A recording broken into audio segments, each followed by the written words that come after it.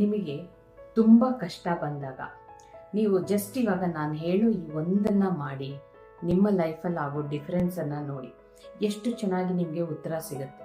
First of all positive ಮೈಂಡೆಡಲ್ಲಿ ಇರಿ. ಯಾಕೆಂದರೆ ನಾವು ಎಷ್ಟು ಪಾಸಿಟಿವ್ ಮೈಂಡಲ್ಲಿ ಇರ್ತೀವೋ ಅಷ್ಟು ಯೂನಿವರ್ಸ್ಗೆ ಅಥವಾ ನಾವು ಇಷ್ಟಪಡೋ ದೇವರಿಗೆ ಹತ್ತಿರ ಆಗ್ತೀವಿ. ಆಗ ಅವರು ನಮಗೇನು ಬೇಕೋ ಕೊಡ್ತಾರೆ.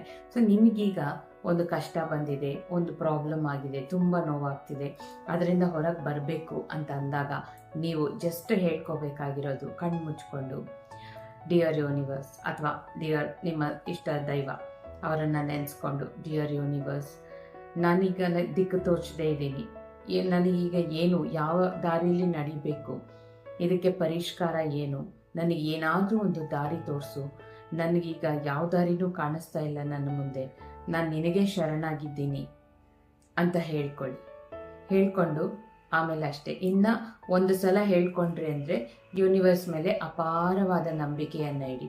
ಆಮೇಲೆ ನೋಡಿ, ಇಲ್ಲಿಂದ ಅದನ್ನು ಲೆಟ್ ಗೋ ಮಾಡಿಬಿಡಿ ಫಸ್ಟು. ಆಮೇಲೆ ನೀವು ಎಫರ್ಟ್ ಮೇಲೆ ಫೋಕಸ್ ಮಾಡಿಕೊಂಡು ನೀವು ಯಾವ ಪ್ರಾಬ್ಲಮಿಂದ ಹೊರಗೆ ಬರಬೇಕು ಅಂತ ಅಂದ್ಕೊಂಡಿದ್ದೀರೋ ಆ ಪ್ರಾಬ್ಲಮ್ಗೆ ನೀವು ನಿಮ್ಮ ಕಡೆಯಿಂದ ಯಾವ ಎಫರ್ಟ್ ಹಾಕಿದ್ರೆ ಸರಿ ಹೋಗುತ್ತೋ ಅದ್ರ ಕಡೆ ಗಮನ ಕೊಡ್ತಾ ಇರಿ. ಆದರೆ ನಿಮ್ಮ ಸುತ್ತಮುತ್ತಲೂ ಏನು ನಡೀತಾ ಇದೆ ಅದ್ರ ಮೇಲೆ ತುಂಬ ಕೇರ್ಫುಲ್ಲಾಗಿ ಗಮನ ಇಡಿ. ಯಾಕೆ ಗೊತ್ತಾ, ನೀವೀಗ ಯೂನಿವರ್ಸ್ನ ಕೇಳಿದ್ದೀರ ನನಗೇನಾದರೂ ದಾರಿ ತೋರಿಸು ಅಂತ, ಖಂಡಿತ ತೋರಿಸುತ್ತೆ. ನಮಗೆ ಇಲ್ಲಿಂದ ಬರೋ ಪ್ರತಿ ಒಂದು ಮಾತೂ ಯೂನಿವರ್ಸ್ಗೆ ಕೇಳಿಸುತ್ತೆ, ಅದು ನಮಗೆ ರಿಟರ್ನ್ ಬರುತ್ತೆ.